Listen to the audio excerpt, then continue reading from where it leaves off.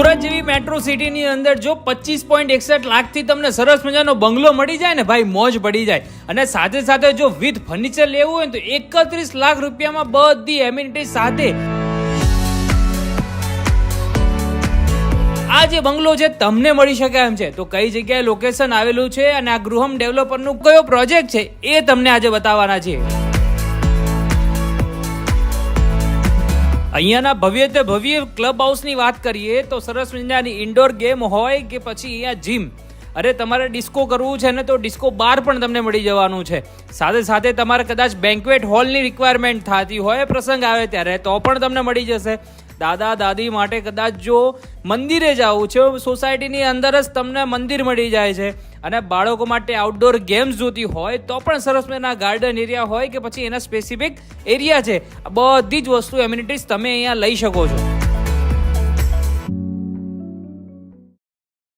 નમસ્કાર મિત્રો, કેમ છો? તમારા સપનાના ઘરની અંદર એપિસોડ 3 નંબરમાં આપનું સ્વાગત છે. આજે આવ્યા છે અમે સુરતની અંદર એવી પ્રોપર્ટી કે કદાચ કોઈને સુરતની અંદર ઘર લેવું હોય ને તો પોતાની છત તો મળે જ નહીં, બરાબર, કે પોતાનું ધાબુ હોવું જોઈએ અને પોતાનું સ્વતંત્ર ઘર, અને પાછા પૈસા પણ એટલા જાજા. તો આપણે એવું ઘર મારે જોવે છે સાહેબ કે જેની અંદર ક્લબ હાઉસ હોય, સ્વિમિંગ પુલ આવી જાય, છોકરાઓ માટે રમવાનું, દાદા દાદી માટે વોકવે હોય કે પછી ગઝીબો વાળું સિટિંગ એરિયા હોય. એવું સરસ મજાનું ઘર અમને કહો કે કઈ જગ્યાએ અમને મળી શકશે. પહેલા તો રોનીભાઈ, વેલકમ ટુ સુરત.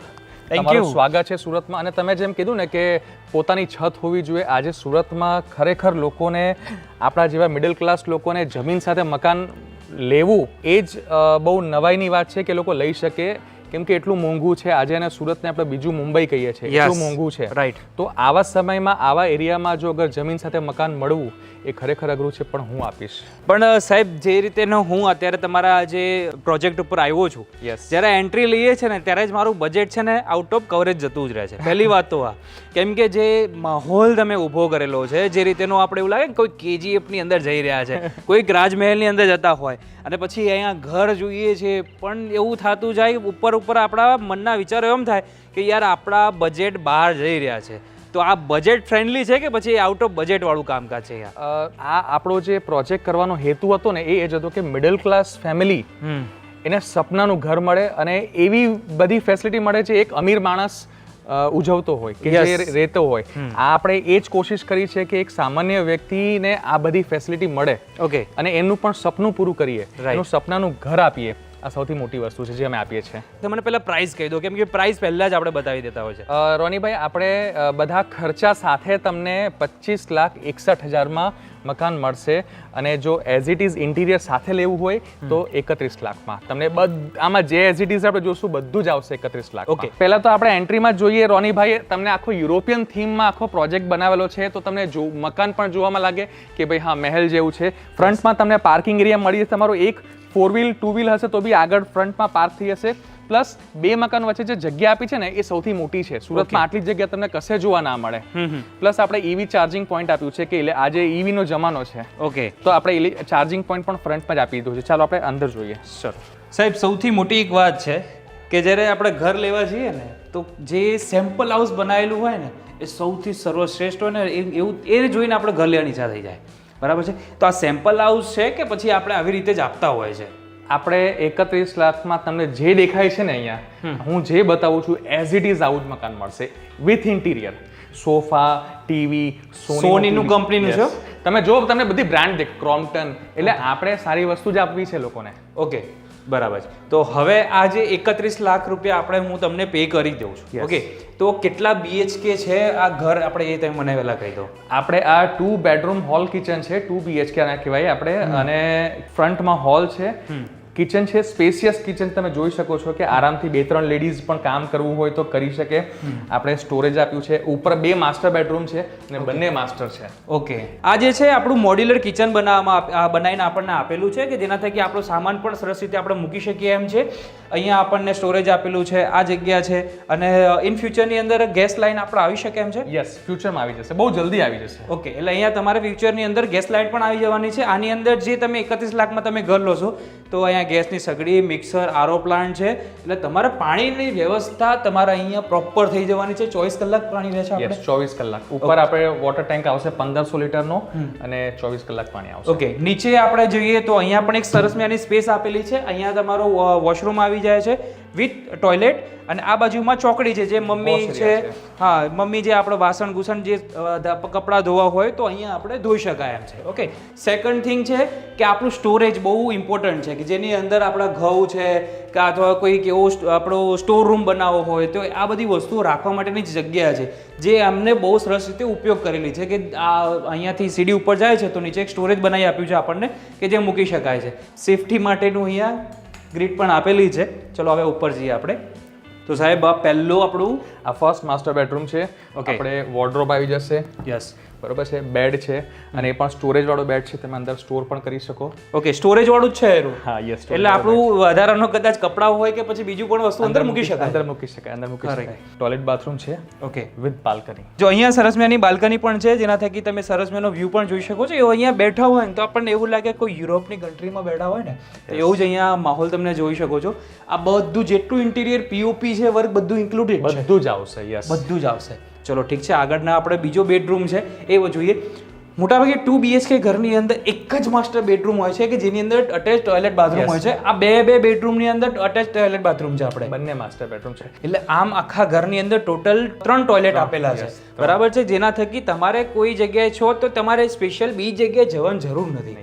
અહીંયા કાચ પણ મળી જશે, કબાટ મળી જશે જેને તમે કપડાં જે પણ વસ્તુ મૂકવી હોય મૂકી શકો. સાઈડ ટેબલ છે, બેડ આવી ગયું, બધું જ વસ્તુ તમને મળવાની છે. તો હું તમને હવે થોડુંક ટેરેસ પણ બતાવી દઉં. ભાઈ હું તો છે ને બધું એક તો એક વસ્તુ જોઈને લેતો હોઉં છું. તો ઘરની ઉપર પણ આવી ગયો છું. મને એટલું કીધું છે કે ભાઈ આ જે છે 2 લેયર વોટરપ્રૂફિંગ કરેલું છે, એટલે ઇન ફ્યુચર પણ તમારું પાણી નીચે પેલા થોડીક દીવારમાંથી કેવી રીતે આવવાના કોઈ ચાન્સીસ રહેવાના નથી. સાથે અહીંયાથી હું એટમોસ્ફિયર જોઈ શકું છું. સરસ મજાના લાઇન સર એક ઘર તમને જોવા મળે છે. અત્યારે તો વરસાદવાળું વાતાવરણ છે એટલે આમ જોવાની પણ એટલી જ મજા આવે છે. જે આ જગ્યાએ કહેવામાં આવી હતી કે ભાઈ તમે કદાચ નોર્મલ એક બેડરૂમ બનાવવો હોય તો એ રીતેની અહીંયા સ્પેસ પણ એવી રીતે જ આપેલી છે. તમે અહીંયા સ્ટોર રૂમ તમે બનાવવો હોય તો પણ બનાવી શકો છો.